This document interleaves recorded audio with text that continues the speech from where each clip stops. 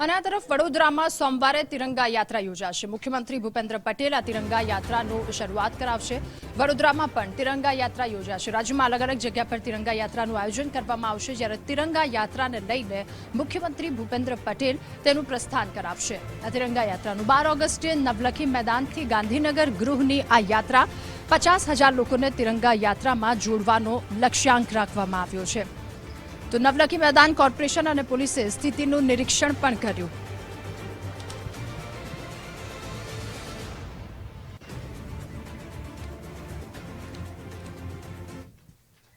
અને રાજકોટમાં પણ તિરંગા યાત્રા યોજાશે, જેને લઈને તૈયારીઓનો આરંભ કરી દેવામાં આવ્યો છે।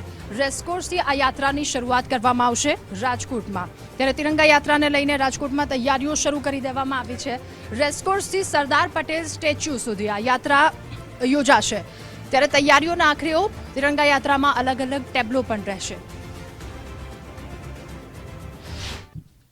રાજકોટમાં તિરંગા યાત્રાને લઈને મુખ્યમંત્રી પધારવાના છે, સાથે પ્રદેશના કેન્દ્રીય મંત્રીઓ પણ પધારવાના છે। તેને લઈને તૈયારીના ભાગરૂપે મ્યુનિસિપલ કમિશનર સહિતની ટીમ છે તે અત્યારે સ્પોટ ઉપર પહોંચી છે। જે તિરંગા યાત્રાનો રૂટ છે તેને લઈને આખું આ નિરીક્ષણ છે તે કરવામાં આવ્યું છે। એટલે કહી શકાય કે જે સ્ટેજ કાર્યક્રમ કેવો રહેશે, કઈ રીતનું આખું આયોજન છે તેને લઈને જે નકશાઓ છે તેની ચકાસણી કરવામાં આવશે।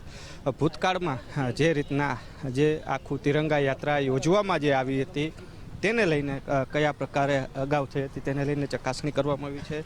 મ્યુનિસિપલ કમિશનર દેસાઈ સાહેબ છે, તેઓની સાથે વાત કરશું। સર, તિરંગા યાત્રામાં મુખ્યમંત્રી આવી રહ્યા છે, કયા પ્રકારનું આયોજન ખાસ? બસ, તિરંગા યાત્રામાં માનનીય મુખ્યમંત્રીશ્રીની ઉપસ્થિતિમાં 10 તારીખના રોજ સવારે 9 વાગ્યાથી આ કાર્યક્રમની શરૂઆત થશે। 9 વાગ્યાથી યાત્રામાં જોડાનાર સૌ દેશપ્રેમીઓ અહીંયા એકત્રિત થશે, આપણે જે રસ્તા પર ચાલી રહ્યા છીએ રસ્તા ઉપર। અને એ એકત્રિત થયા પછી આટલી મોટી સંખ્યામાં જ્યારે માણસો એકત્રિત થતા હોય ત્યારે લગભગ 15-20 મિનિટ જેટલો ટાઈમ એમાં જશે। એ સમયગાળા દરમિયાન અમે મનોરંજન માટે, દેશભક્તિ સાથેના મનોરંજન માટે વ્યવસ્થા કરી છે। એક ડાન્સ પરફોર્મન્સ, સાંસ્કૃતિક કાર્યક્રમ થશે, એ માણસે। ત્યારબાદ મહાનુભાવોનું આગમન થયા પછી 10-15 મિનિટનો સ્ટેજ કાર્યક્રમ, અને ત્યારબાદ મુખ્યમંત્રી અને અન્ય મહાનુભાવોની ઉપસ્થિતિમાં તિરંગા યાત્રાનું પ્રસ્થાન કરવામાં આવશે। ટેબ્લો આ વખતે રાખવામાં આવ્યો છે દેશભક્તિ માટે? એ રાજ્ય સરકાર દ્વારા આ વખતે દેશભક્તિના થીમ આધારિત તથા દેશે જે વિકાસ કરેલો છે એ વિકાસ યોજનાને પણ રજૂ કરવા માટેના ટેબ્લો પણ વિવિધ વિભાગો દ્વારા તૈયાર કરવામાં આવી રહ્યા છે। એ ટેબ્લો પણ આ વખતે તિરંગા યાત્રામાં જોડાશે। તિરંગા યાત્રા છે તે રેસકોર્સ ગાર્ડનથી જે શરૂ થવાની છે, સરદાર પટેલના સ્ટેચ્યુથી, ક્યાં સુધી આ યાત્રા જશે ને વચમાં કોઈ ખાસ આયોજન?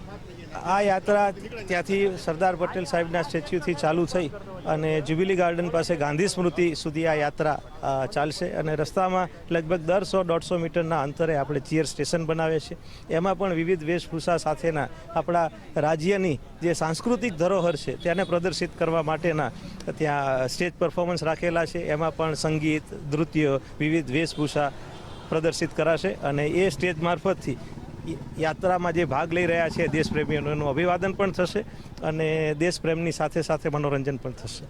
જે રીતના વાત કરવામાં આવે તો આખું જે નકશાઓ છે તે ચકાસણી કરી રહ્યા છે, જે રીતના જે આયોજનને લઈને અધિકારીઓ સાથે તેઓની વાર્તાલાપ કરી છે।